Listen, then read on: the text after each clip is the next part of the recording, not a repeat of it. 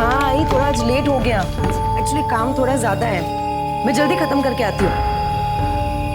दिव्या बेटा 9 बजने आए हैं, अकेली कैसे आएगी तो? आई मैं आ जाऊंगी, लेकिन अभी आप ऐसे अगर फोन पे बात करती रही तो मैं और लेट हो जाऊंगी। अच्छा अच्छा।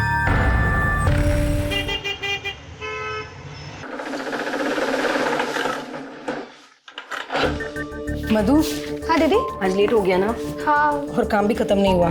हाँ दीदी, पर कल थोड़ा जल्दी आकर कर लेंगे। चलो चलो अभी जाओ, दादा आप भी जाओ, कल सुबह देखेंगे, ठीक है? गुड नाइट दीदी। Good night.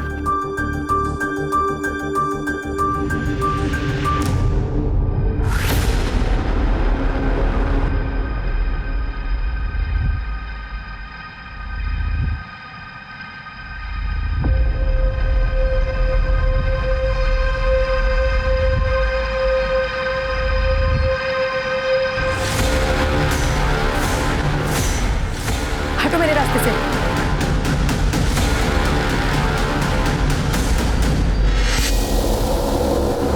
इतनी जल्दी में कहाँ जा रही? आज मौका मिला है। छोड़ो मुझे। अब रोक ही रही हो? जब मैंने कहा था ये दुकान का तमाशा बंद करके इसकी शादी के लिए लड़का देखते हैं, जब तो माँ बेटी ने एक नहीं सुनी मेरी। अब नतीजा सामने है, भुगतो। सर, ये हॉस्पिटल है, आपका घर नहीं है। जब घर जाएंगे तभी कोसिएगा अपनी बेटी को। प्लीज आप उसे आराम करने दीजिए। अभी रिपोर्ट लिखा था। बताओ किसने हमला किया था आपके ऊपर? सर वो शबनम और उसकी बेटी इशरत अपने गुंडे प्रहलाद के साथ मिलकर मुझ पर हमला किया था। इतनी जल्दी में कहाँ जा रही? आज मौका मिला है। चल चल पकड़ इसको। चल। क्यों हमला किया था तुम्हारे ऊपर? सर वहाँ मेरी शॉप के पास ही शबनम रहती है, वहाँ वो ड्रग्स का बिजनेस करती है, तो मैंने पुलिस में जाके कंप्लेन कर दी थी। ये एप्लीकेशन FIR के लिए। शिवाजी नगर के एरिया में हमला हुआ था। एक मिनट रुकिए आप, मैं अभी आता हूँ।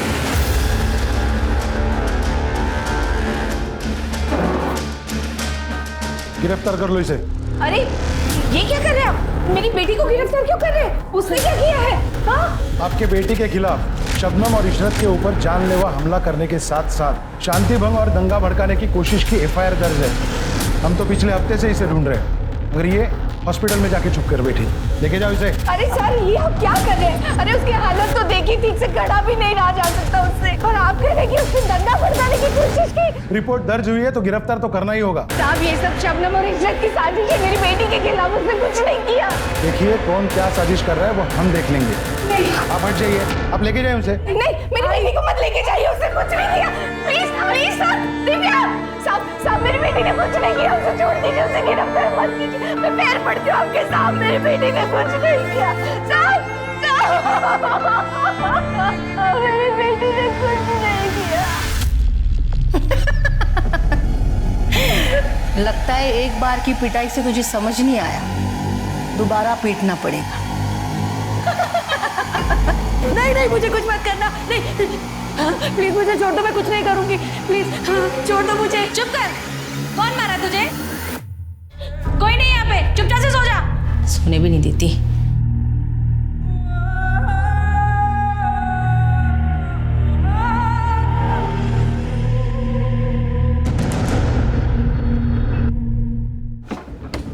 सर मैं जरा खाना खा रहा हूँ, बाद में आइए। सर एक रिक्वेस्ट थी दिव्या के बारे में। उसे रिहा कर दीजिए सर, उसकी तबीयत ठीक नहीं है। ऐसे कैसे रिहा कर दूं मैं उसको? FIR है उसके खिलाफ। अब कोर्ट ही फैसला करेगा कि उसको रोकना है या छोड़ना है। सब कोर्ट को ही फैसला लेना है तो शबनम इशरत और उसके आदमियों के खिलाफ हमारा भी FIR लिखिए। हमारी बेटी पे हमला करवाया उसने। चलो मान लिया, कर ली मैंने FIR दर्ज। शबनम और उसकी बेटी को अरेस्ट भी करा लिया, मगर जब कोर्ट मुझसे पूछेगी तो क्या कहूँगा मैं? साहब रिहा कर दीजिए ना। ये रिवेंज पॉलिटिक्स मेरे यहाँ नहीं चलेगी। आप चले जाइए। साहब मेरी बेटी को बुखार है, उसकी तबीयत भी ठीक नहीं है। देखिए आप जाइए, खाना खाना दीजिए मुझे।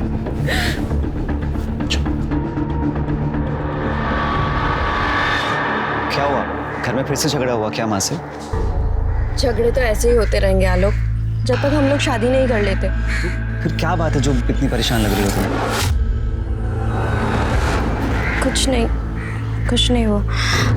वो बताओ, तुम्हारा इंटरव्यू था ना जॉब के लिए, क्या हुआ उसका? वही जो हमेशा होता है, we will let you know. ये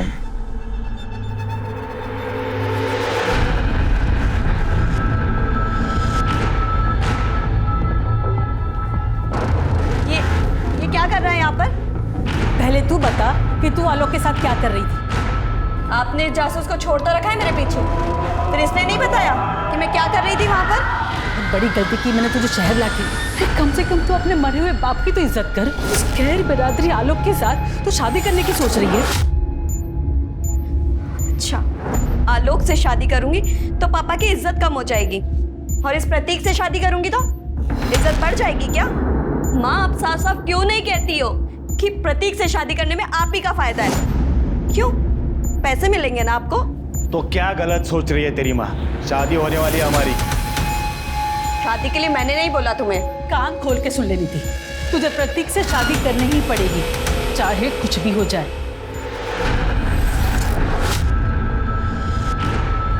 नीति,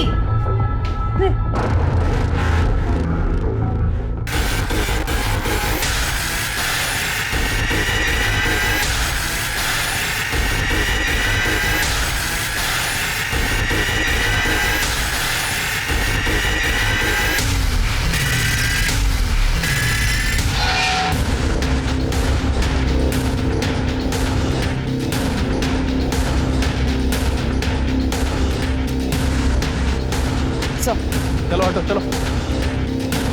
कोई आइडेंटिफिकेशन मार्क मिला? सर, लड़की का फोन मिला लेकिन चार्ज नहीं था तो चार्जिंग के लिए भेजा है। सर, आसपास पूछताछ की, लड़की को कोई जानता नहीं और ना ही किसी ने कुछ सस्पिशियस देखा है यहाँ। एम्बुलेंस को बुलाओ। सर, मोबाइल फोन ऑन हो गया।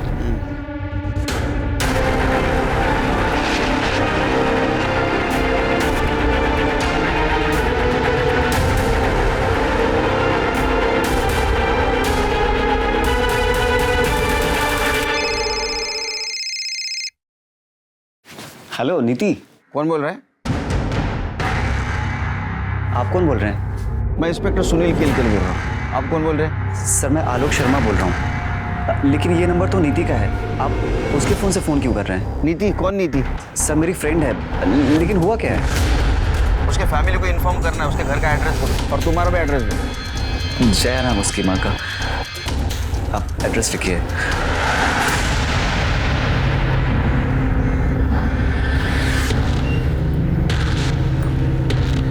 ईश्वर जी, पुलिस तो हमारी बात ही नहीं सुन रही है। सब अब आप ही कुछ कीजिए ना। सर, आपके बारे में बहुत सुना है, आप कितने बड़े सोशल वर्कर हैं। हमारी बेटी को आपकी मदद की जरूरत है, उसकी हालत बहुत खराब। दिव्या, आई।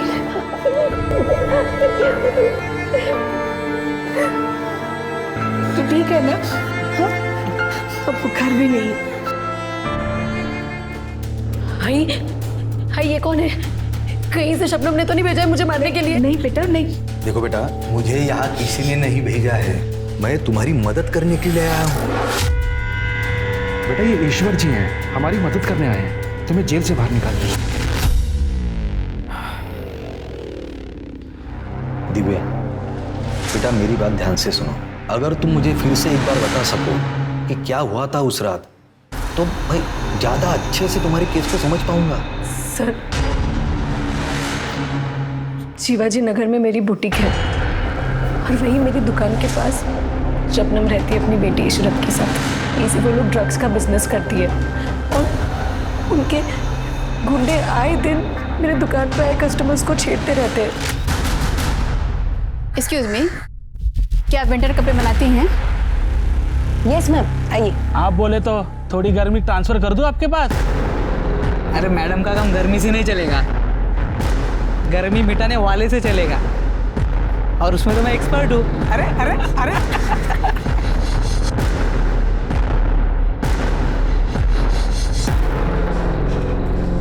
क्या बात है मैडम, इतने जल्दी गर्मी मिटाने के लिए आ गई? लगता है ठंड बहुत बढ़ गई है।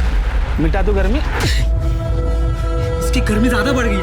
पकड़ो इसको। ए तू फिर से आ गई। ये तुम्हारे नशेड़ियों को काबू में रखो वरना अच्छा नहीं होगा। आज फिर मेरी कस्टमर को छेड़ा इन्होंने। ये अपना रोना धोना ना कहीं और जाकर कर। हमने बोला था यहाँ दुकान खोलने को, जो हमसे आके शिकायत कर रही है। ये एरिया तुम्हारा नहीं है जो हर एक काम तुमको पूछ के करूं। अगर नहीं सुधरे ना तो पुलिस में जाके तुम सबकी कंप्लेंट करूंगी। पुलिस में जाएगी? हाँ जाऊंगी। और ये तुम्हारा जो काला धंधा है ना, इसका काला चिट्टा पुलिस को बता के रहूंगी। देख लो भाई लोग, पुलिस में जाने का बोल रही है। तुम सबको जेल में भिजवाएगी। इसका क्या करना है देख लो तुम लोग। उसके पास जाएगी? हाँ, पुलिस के पास जाएगी। हाँ, पुलिस के पास जाएगी। छोड़ो उसे। पीछे पीछे। और तू आज आई तो आई, आज के बाद इधर दिखना भी मत। हर बार तुझे बचाने नहीं आऊंगी मैं। चल यहाँ से। किसी तरह से मैं भागी वहां से। मुझे अपनी दुकान को बचाना था, इसलिए मैंने जाके पुलिस में कंप्लेन की। पुलिस भी पूछताछ का बहाना करके वहां से लौट आई। फिर मुझे सबक सिखाने के लिए शबनम ने उसकी बेटी इशरत और प्रहलाद के साथ मिलकर मुझ पर अटैक करवाया। मेरे खिलाफ झूठा केस दर्ज करवाया उन लोगों ने, ताकि मैं टूट जाऊं, अपनी जुबान बंद रखूं, उनके बारे में किसी को कुछ ना बताऊं। पुलिस भी इन सब में शामिल है। मैंने कुछ भी नहीं किया है। मैंने कुछ भी नहीं किया है। मैंने कुछ भी नहीं किया। करो मेरी वो झूठ बोल।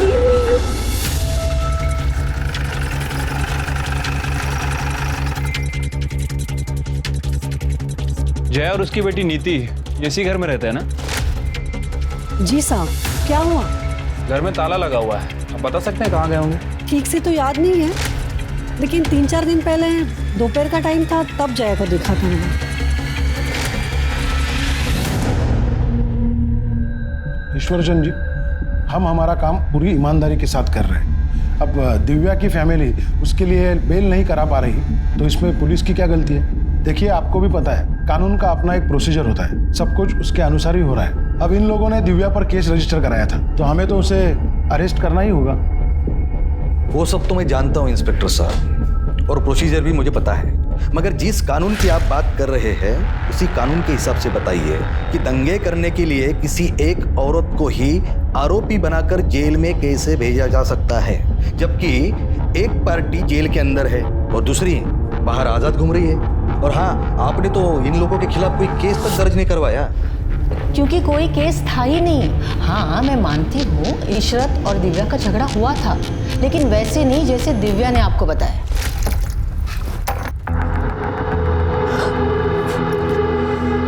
इशरत, दिखाई नहीं देता है अंधी कहीं की? अरे ऐसे कैसे बात कर रही है? गलती से गिर गया, देख नहीं पाई तुझे? तभी तो कह रही हूँ, अंधी हो गई है क्या? सारे कपड़े गंदे कर दिए मेरे। अरे ताई देखो ना कैसे बात कर रही है। ज्यादा मत बोल, पानी ही गिरा है, सूख जाएगा, सूख जाए। सबसे तो बात ही करना बेकार है। जाहिल के जाहिल यहाँ पे सभी। जरा सा बंठन क्या लेती है, खुद को हमसे ऊपर समझने लगी है। किसी दिन अकल ठिकाने लगा दी जाएगी ना, उसी दिन सब सही हो जाएगा। क्या बोली रे तू? हाँ, तो अभी सिर कपड़े गंदे कर दिए। इशरत ने जब मुझे आके बताया तभी मैंने पुलिस में कंप्लेंट कर दी और ये दिव्या गायब हो गई। और अचानक से 1 हफ्ते के बाद आकर उसने हमारे खिलाफ ही कंप्लेंट कर दी कि हमने उसे मारा है, उस पर रेप करवाने की कोशिश की है। रेप? आपको नहीं पता? ये देखिए, यही रिपोर्ट दर्ज कराने को कह रही थी। उनका कहना है कि पास में ही रहने वाले प्रहलाद और अनुज शबनम के लिए काम करते हैं, और शबनम के कहने पर ही उन दोनों ने उसी रात दिव्या पर रेप करने की कोशिश की थी। ताज्जुब की बात है कि इतनी बड़ी बात आपको नहीं पता। साहब, वो दिव्या बहुत चालू लड़की है। वो आपके सहारे हमें फंसाने की कोशिश कर रही है। दुश्मनी निकालनी है ना उसे हमसे। आपके साथ उनकी क्या दुश्मनी हो सकती है? 1 महीने पहले उसकी दुकान में चोरी हुई थी।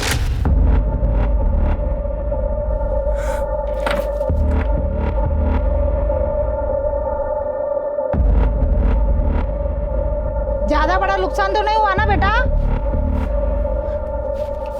बंद करो ये ड्रामा। मैं ये बात अच्छे से जानती हूँ, इस मोहल्ले के लोगों की हरकत है ये। सबके सब एक जैसे हो। मेरी दुकान बहुत चुभती है ना तुम लोगों को, इसलिए चोरी करवा दी। अरे भैया देखो, भलाई का तो जमाना ही नहीं रहा। कोई तुमसे तुम्हारा हाल पूछ रहा है और उल्टा तुम उसी पर दोष डाल रही हो। तो क्या तुम पर डालूं? कहीं ये चोरी तुमने तो नहीं करवाई? बहुत बुरा लग रहा है तुम्हें? ए, जबान संभाल के, अम्मी है वो मेरी। इशरत, चल यहाँ से, हमें रोकने की कोई भी जरूरत नहीं है। इशरत, एफआईआर देखिए, आप ये एफआईआर की कॉपी देखिए।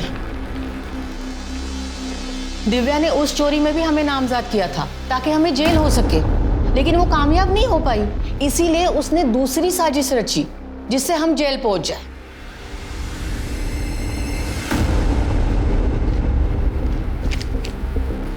साहब हम चलते हैं।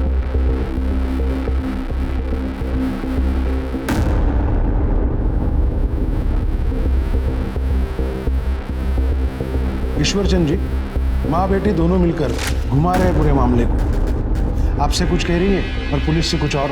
इंस्पेक्टर साहब, इस केस की सच्चाई जो भी हो, मगर एक सच्चाई जरूर है कि इस पूरे मामले में पुलिस ने एक तरफा कार्रवाई करके दिव्या को जेल भेजा है, जबकि उसकी हालत देखते हुए दिव्या को जेल में नहीं हॉस्पिटल में होना चाहिए था। मैं समझता हूँ, लेकिन सिस्टम ने मेरे हाथ बांध के रखे हैं। और ईश्वर जी, जेल के हॉस्पिटल में दिव्या का इलाज चल रहा है और दिन ब दिन उसकी हालत भी सुधर रही है। नहीं, जेल के हॉस्पिटल में नहीं, हम लोग दिव्या की बेल के लिए अप्लाई कर रहे हैं। पुलिस विरोध नहीं करेगी ऐसी मैं आपसे उम्मीद करता हूँ इंस्पेक्टर साहब। ठीक है, आप बेल के लिए अप्लाई कीजिए, पुलिस विरोध नहीं करेगी। जी शुक्रिया।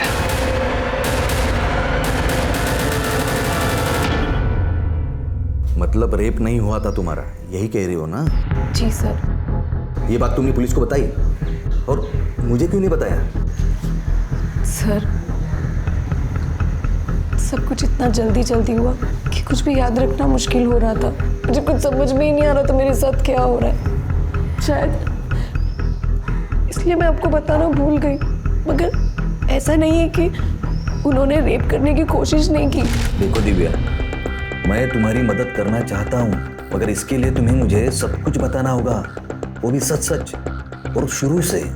जब मैंने आपको सब कुछ बताया वो सच ही है। नहीं, अभी पूरा सच नहीं बताया। शबनम के साथ जो तुम्हारी दुश्मनी है, जिसके खिलाफ तुमने चोरी की एफआईआर तक दर्ज करवाई थी। सर, वो तो पुरानी बात थी, उसका इस सब से क्या लेना देना? पुरानी बात होगी, पर शबनम तो कहती है कि तुम उससे अपनी दुश्मनी निकालना चाहती हो। सर, वो झूठ बोल रही है। वो और उसके आदमी मुझे परेशान करते थे। मेरी दुकान में भी चोरी उन्होंने करवाई ताकि मैं दुकान बंद करके वहां से भाग जाऊं। लेकिन पुलिस की जांच में तो ऐसा कुछ नहीं निकला। कि सर, पुलिस बिक चुकी है, शबनम ने खरीद लिया है उन लोगों को। सर, मैं आपसे सच बोल रही हूँ, झूठ नहीं बोल रही हूँ। उसकी बात पर यकीन मत करो। ये मामला तो ठंडा होने की जगह और भी गर्म होते जा रहा है। तुम कहो तो ठंडा कर देता हूँ। ये टाइम नहीं है इस चीज का। सर, मैं नीति से प्यार करता था, ये बात सच है, लेकिन उसका मर्डर किसने किया, उसकी माँ कहाँ गई, मुझे इसके बारे में कुछ नहीं पता सर। तुम इतना अगर प्यार करते थे उससे तो 4 दिन से ना तो तुमने उसको कॉल किया ना तो उसका तुम्हें कॉल आया। ऐसा कैसा प्यार? सर, पिछले 4 दिन से उसका फोन बंद आ रहा था। मैंने उसे कई बार फोन ट्राई किया, फिर मुझे लगा कि उसकी माँ ने फोन छीन लिया होगा लड़ाई झगड़े की वजह से। लड़ाई कौन सा? 4 दिन पहले मेरा झगड़ा हुआ था कुछ लोगों से। हटना जरा थोड़ा। देख नहीं रहा तुझे? बैठे हुए भाई, मुझे गाड़ी से सामान निकालना, आप उठ जाओ यहाँ से। और वैसे भी गाड़ी कोई बैठने की जगह नहीं है। तो तू ही बता कहाँ जाकर बैठे। अरे भाई, यहाँ से चले जाओ, आप कहीं भी बैठो, मुझे क्या करना है? बड़ा एटीट्यूड है तुझमें, है? निकलना पड़ेगा। छोड़ो से। हेलो साले, यहाँ हमारी गुंडाई चलती है, नया गुंडा बनने की कोशिश मत करना, समझा? हेलो। नीति को लगा कि जिन लोगों ने मुझ पे हमला किया था उसकी माँ जया और प्रतीक के कहने पे किया था, ताकि हम दोनों एक दूसरे से मिल ना पाए। प्रतीक कौन है? सर, जया उसकी माँ नीति की शादी प्रतीक से करवाना चाहती थी। नीति प्रतीक को पसंद नहीं करती थी। मेरी अलग कास्ट होने की वजह से उसकी माँ जया मुझे पसंद नहीं करती थी। इसी बात को लेकर उसकी माँ और नीति के बीच झगड़ा चल रहा था। नीति उसे मुझसे मिलके गई थी, बस उसके बाद से उसका फ़ोन बंद आ रहा था। ये जया कहाँ गई होगी पता है? सर, मुझे कुछ नहीं पता है, लेकिन जया का गाँव बनारस में है और नीति बोल रही थी कि उसकी माँ गाँव जाने वाली थी।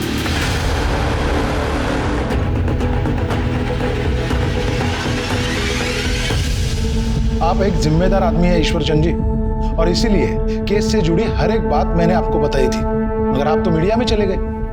इंस्पेक्टर साहब, मैं मेरी जिम्मेदारी बखूबी जानता हूँ। इसीलिए मैंने प्रेस को भी वही बताया जो सच है, जो दिव्या के साथ हुआ है। और हाँ, किसी भी तरीके का कोई प्रोपेगेंडा नहीं है, बस न्याय की मांग उतनी आप पूरी कर दीजिए। आखिर यही तो काम है ना आपका, पीड़ितों को न्याय दिलाना। जी हाँ, यही काम है मेरा, लेकिन मीडिया में जाके आपने सही नहीं किया। पुलिस आपकी केस की जांच कर रही है, मैं पर्सनली सुपरवाइज कर रहा हूँ आपके केस में। आप कल आइए, कल बात करते हैं।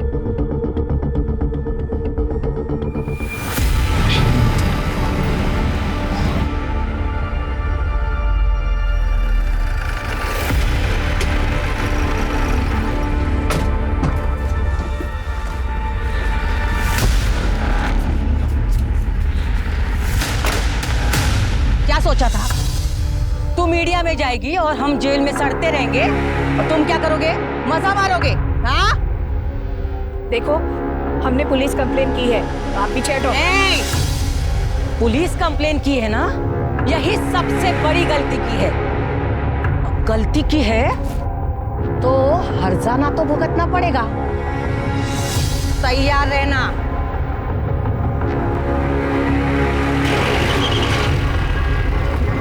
चल बेटा, अंदर अंदर चल। आजा बेटा, अंदर आजा। ये क्या नया तमाशा है तुम दोनों का, जो पेपर में खबर छपी है इसकी? ये ले, पढ़ी से।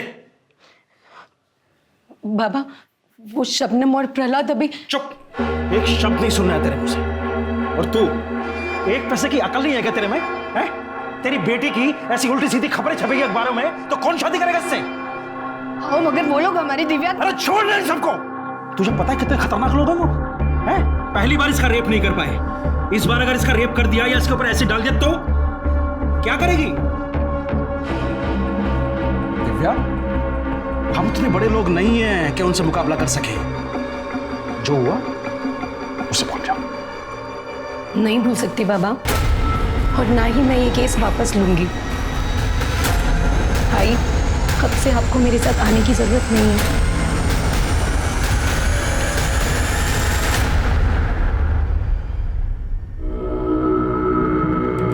मुझे सर से मिलना है। देखिए मैडम, थोड़ा वेट कीजिए, सर बिजी है। जैसे फ्री होते हैं मैं आपको बुला लेता हूँ।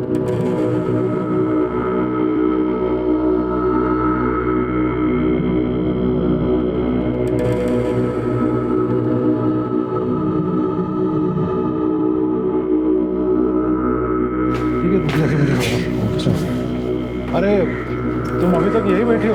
मेरे दिमाग से ही निकल गया था। तुम्हारे केस की छानबीन चालू है, मगर अभी तक कुछ मिला नहीं। सर, वो शबनम और इशरत को आपने अरेस्ट किया था, लेकिन वो लोग तो जेल से बाहर है। उन्होंने बेल ले ली, जैसे तुमने ली थी। लेकिन सर, वो लोग मुझे और मेरी माँ को धमकाने आए थे। प्लीज आप उन लोग को अरेस्ट कर लीजिए। यही बात शबनम और उसकी बेटी हमसे कह रही है कि तुम और तुम्हारी माँ उसके पीछे पड़े। अब अगर हम उन्हें अरेस्ट करेंगे तो तुम्हें भी जेल जाना होगा। जाना है जेल? ठीक है, कल आना, कल आराम से बैठ के बात करेंगे इस पर। बताइए क्यों बुलाया मुझे आपने? अरे वो पूछना था, नाश्ते में तू भुर्जी खाता है या ऑमलेट खाता है? मतलब? नीति के मर्डर केस के बारे में बातचीत कर रही तेरे से। तू शादी करने वाला था ना उसके साथ? शादी करने वाला था, ये तो नहीं है। उसे तो उस आलोक से शादी करनी थी, मुझसे तो बात भी नहीं करती थी। तो ऐसा तो नहीं, इस बात की खुन्नस निकालने के लिए तूने और जया ने मिलकर उसका मर्डर कर दिया? अच्छा, तो कोई सबूत है आपके पास? आपको जब भी सबूत मिलेगा ना, बुला लेना, आ जाऊंगा। सर क्या है? सर कितना बोल रहा है? एक रख के दूं क्या इसमें? 4 चम्मच शक्कर की चाय, दिमाग की बत्ती जला है। इसका बैकग्राउंड चेक किया था? हाँ सर, इसका बैकग्राउंड चेक किया था। एक लोकल नेता है, उसके लिए काम करता है, इसलिए फालतू की अकड़ भरी है इसमें। काफी केस भी है इसके अगेंस्ट मारपीट के। नीति के मर्डर वाले दिन कहा था, जरा पता करो। ठीक है सर। वैसे सर, ये प्रतीक और जया, इन दोनों को ही नीति और आलोक के रिश्ते से बहुत ज़्यादा प्रॉब्लम थी। सर पॉसिबिलिटी है कि या इन दोनों ने ही इसका मर्डर किया या फिर किसी से करवाया है। सर आलोक सही कह रहा था। हमने बनारस में जया के गांव से पता किया। नीति के मर्डर के अगले दिन ही वो अपने गांव पहुंची। नीति के मर्डर के अगले दिन जया को लेके आओ। क्या भाई कल्याण, किसका कल्याण करने जा रहे हो?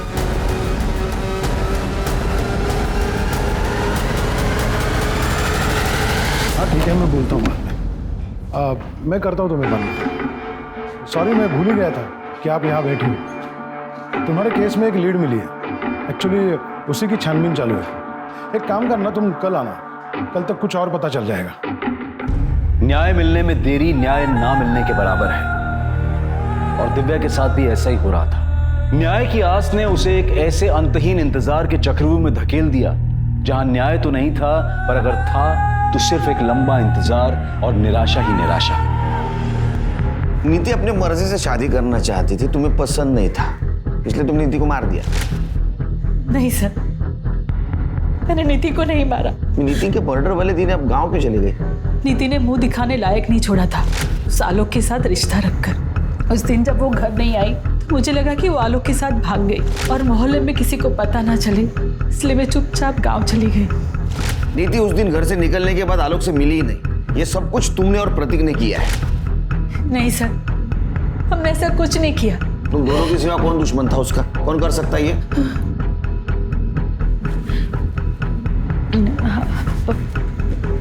प्रहलाद।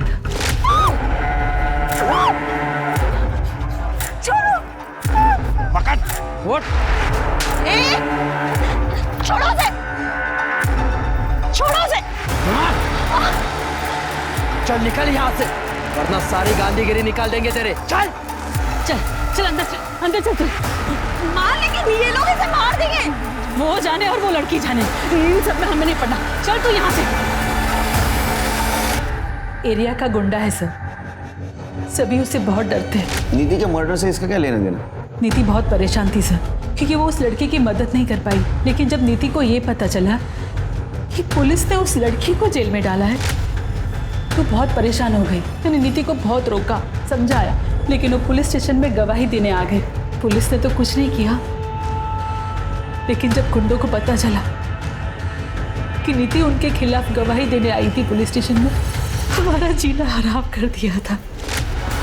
ये क्या कर? मैंने कहा था ना, ज्यादा समाज सेवा करना अच्छी बात नहीं है, मगर तू मानी नहीं। देखो अब हो गई ना गंदी बात बीच बाजार में। अभी भी तेरे पास समय है, गवाही देने की सोचना भी मत, वरना अगले टाइम कपड़े नहीं तू फटेगी। नीति को हर तरीके से परेशान किया कि वो गवाही न दे पाए। मैंने भी उसे बहुत रोका और नीति भी अपना मन बना रही थी कि वो गवाही से पीछे हट जाए। तब आलोक पर किसी ने हमला कर दिया तो नीति को ऐसा लगा।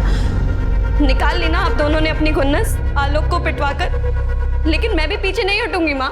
शादी तो मैं आलोक से ही करूंगी। आपको जो करना है कर लीजिए। अब है चुप।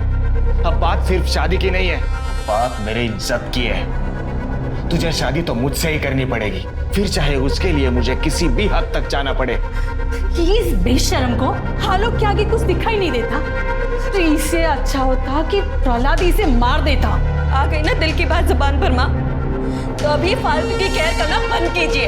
अब शादी तो मैं आलोक से ही करूंगी, चाहे मैं मर जाऊंगी, और उन गुंडों के खिलाफ बयान भी दूंगी। बहुत सुन ली मैंने आपकी, अब नहीं सुनूंगी। उस रात हमारे बीच बहुत लड़ाई झगड़ा हुआ और दूसरे दिन सुबह नीति घर छोड़ के चली गई। उन गुंडों ने ही मारा है सर मेरी बेटी को। ये आलोक ने, क्योंकि वो आलोक के पास ही गई थी। किस पुलिस स्टेशन में था झगड़े का केस जहाँ नीति गवाही देने वाली थी? ये कैसी बात कर रहे हैं सर? इसी पुलिस स्टेशन में है वो केस। क्या? किसके पास? इंस्पेक्टर रवि पाटिल। तुमको मेरे केस से क्या लेना देना? मैं आया था तुम्हारे केस के बीच में, जो तुम मेरे इन्वेस्टिगेशन में टांग अड़ा रहे हो। क्या इन्वेस्टिगेशन कर रहे हो तुम? हाँ? सिर्फ घुमा फिराने की बात कर रहे हो ताकि वो लड़की फ्रस्ट्रेट हो जाए और हार मान ले। तुम मेरे बॉस नहीं हो जो मैं तुम्हें सफाई दूं। अरे तुम्हारे जैसे ऑफिसर का बॉस भी नहीं बनना चाहता। अपने काम से काम रखो और मेरे मामले में मत पड़ो। हेलो, ये अब सिर्फ तुम्हारा मामला नहीं रहा, समझे ना? मेरी विक्टिम नीति तुम्हारे पास आई थी गवाही देने की। फर्जी गवाही दी थी उसने। कोई सबूत नहीं मिला हमें जो ये साबित कर सके कि उसकी गवाही सच है। तुमने कुछ सबूत ढूंढने की कोशिश ही नहीं की। नीति का मर्डर हो गया, दिव्या के आरोपी अभी भी खुलेआम बाहर घूम रहे हैं क्योंकि तुमने तुम्हारा काम ईमानदारी से नहीं किया।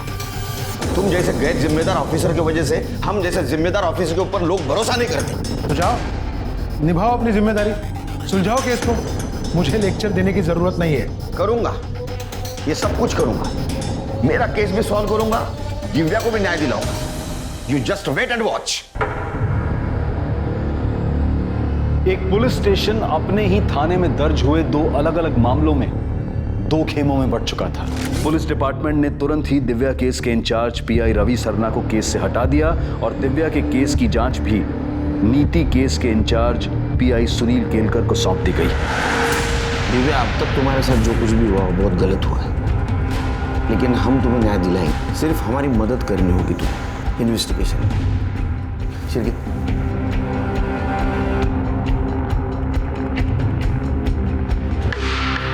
इसे जानती हो? नहीं सर, कौन है ये? ये लड़की तुम्हारे लिए गवाही देने वाली थी, लेकिन इसका मर्डर हुआ। और हमें ऐसा लगता है कि तुम्हारे केस से जुड़े होने के कारण उसका मर्डर। कैसे? इस लड़की का मर्डर हुआ है? मतलब आप हमें फिर भी केस लड़ने के लिए बोल रहे हैं? सर बहुत खतरनाक लोग हैं वो। आप हर समय तो हमारे साथ रहेंगे नहीं हमें बचाने के लिए। जाने दीजिए सर, हमें कोई केस वेस नहीं लड़ना है। अरे नहीं नहीं, चिंता करने की बिल्कुल कुछ जरूरत नहीं। अब ये केस मेरे पास है, इसे कुछ नहीं होने दूंगा। एक लंबी लड़ाई के बाद दिव्या को न्याय की उम्मीद दिखी थी, मगर किस्मत का खेल अभी खत्म नहीं हुआ था। और इस बार किस्मत उसके साथ जो खेल खेलने वाली थी वो दिव्या पर बहुत भारी पड़ने वाला था। साहब, मेरी बेटी को मार डाला, मार डाला। गुंडे भेजे थे उसको मारने के लिए और पुलिस कुछ नहीं कर पाई। आपने बोला था ना मेरी बच्ची को कुछ नहीं होगा। ये रक्षा की मेरी बच्ची की आप लोगों ने। सर, दिव्या घर पे अकेली थी।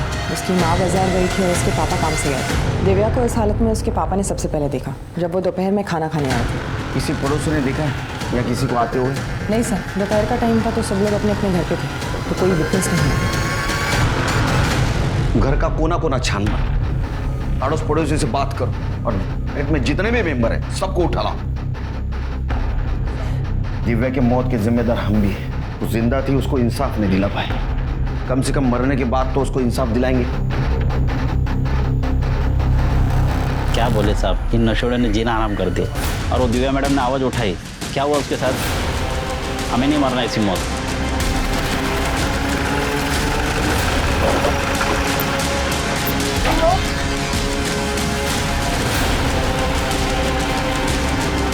सर, अनुज और प्रहलाद घर पे नहीं है और ये बताने को तैयार नहीं वो कहा है। अंदर डालो इसे, चल। दिव्या के साथ तो मारपीट यही हुई थी, अगर बोलेगा कोई कैसे? और शबनम और उसके गुंडे सब उससे डरते, मैं भी डर गया था। ये स्टेटमेंट थाने चल के दे सकते हो? स्टेटमेंट क्या? आप अगर सुरक्षा की गारंटी दो, मैं अपने घर का सीसीटीवी फुटेज आपको बता दूँ। Very good. पता कहाँ है अनुज, कहाँ है प्रहलाद? हमें कुछ नहीं पता, हम सच कह रहे हैं। अरे तो पहले ही बता देना ना, मार खाने की जरूरत नहीं थी ना। चलो बोलो।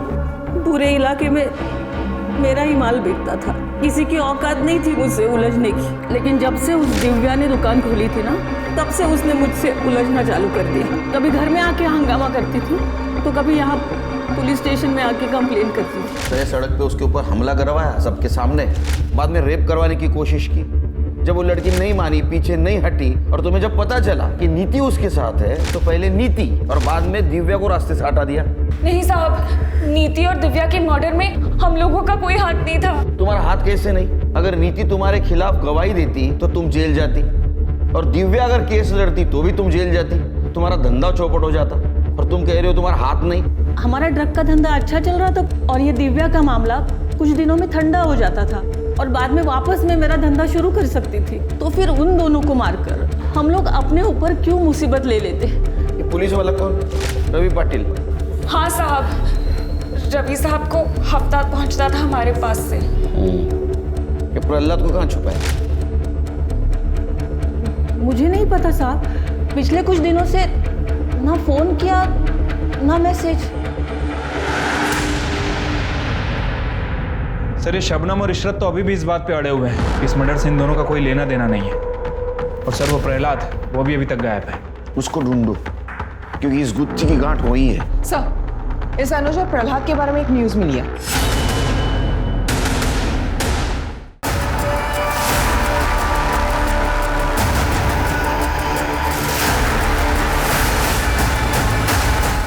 सर ये गुत्थी तो सुलझने के बजाय और उलझती जा रही है। हाँ सर, ये प्रहलाद अपना प्राइम सस्पेक्ट था और इसी का मर्डर हो गया। सर मुझे लगता है कि यहाँ कोई पार्टी वगैरह चल रही थी और जो भी इन दोनों के साथ आया वो इन्हें जानता था। पहले इन लोगों ने शराब पी और फिर मौका देखकर इन्हें मार के निकल गए। नितिन, दिव्या, प्रहलाद और अनुज, इनका कनेक्शन किसी न किसी तरह से इस से जरूर है, क्योंकि पहले नितिन बाद में दिव्या, अब ये दोनों। मतलब ये जो कातिल है ये अपने खिलाफ जितने भी सबूत है सब मिटा दे जाएगा। ये हत्याकांड की जड़ें इस रैकेट से जरूर जुड़ी है। इसको खोदो, कातिल यही मिलेगा। हाँ तो शबनम अभी बता कि वो तीसरा आदमी कौन है? जैसे प्रहलाद अपना दोस्त समझता था लेकिन वो उसका दुश्मन निकला। सब मुझे क्या पता, वो काम करता था मेरे लिए, मैं घरवाली नहीं थी उसकी। मैडम, प्रहलाद तो अपनी गैंग का बॉस था, उसे कौन मार सकता है? ये बात तो मुझे भी नहीं समझ में आ रही है। क्या पता साहब कौन दोस्त था प्रहलाद का। वैसे भी इस काम में कौन दोस्त कब दुश्मन बन जाए कुछ कह ही नहीं सकते। साहब, आप शबनम के ग्रुप के ज़्यादातर लोगों को पकड़ चुके हैं, पर अगर आप रैकेट पे ही नजरें जमाए रखोगे तो बाहर कैसे दिखेगा? साफ साफ बोल, कहना क्या चाहता है? कहना यही चाहता हूँ साहब, शबनम के सप्लायर को पकड़िए, क्योंकि वो बाहर रहकर भी उसके अंदर ही काम कर रहा है कौन है शबनम का सप्लायर? साहब उसको मैं डायरेक्ट नहीं जानता था, एक आदमी था हम दोनों के बीच में। प्रहलाद? नहीं साहब, वो प्रहलाद नहीं था। फिर कौन था?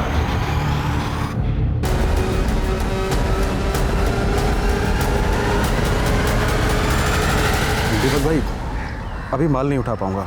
पुलिस नजरें गड़ाए बैठी है चारों तरफ और शबनम भी जेल में है। मामला ठंडा पड़ते ही शबनम बाहर आ जाएगी, उसके बाद ही तेरी सप्लाई तो मैं शुरू करूंगा।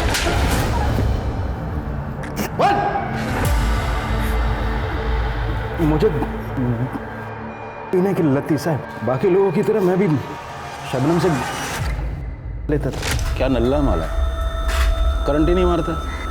इससे बढ़िया माल तो दूसरी जगह मिलता।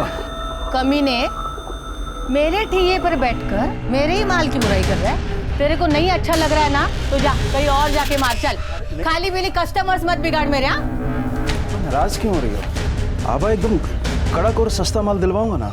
एक आदमी को जानता हूँ मैं। आप एक बार माल लेकर तो देखो, 2 पैसे तुम भी कमाओगी और इसी बहाने 2 पैसे मैं भी कमाऊंगी। कल्याण के कहने पर मैंने माल मंगवाया दीपक से। माल में दम था और कल्याण मेरे लिए माल लाने लगा। सब कुछ ठीक चल रहा था साहब, जब तक दिव्या ने वो दुकान किराए पे नहीं ली थी। मैंने कई बहानों से उसकी दुकान बंद करवाने की कोशिश की, लेकिन उसने मेरी एक नहीं सुनी। उल्टा रोज कोई ना कोई समस्या खड़ी कर देती थी। वो खतरा हो गई थी धंधे के लिए, उसे सबक सिखाना जरूरी था। हमले के बाद हमें लगा कि जेल में जाके शांत हो जाएगी, लेकिन हमें पुलिस से ही पता चला नीति के बारे में। हमें नीति को गवाही देने से रोकना था।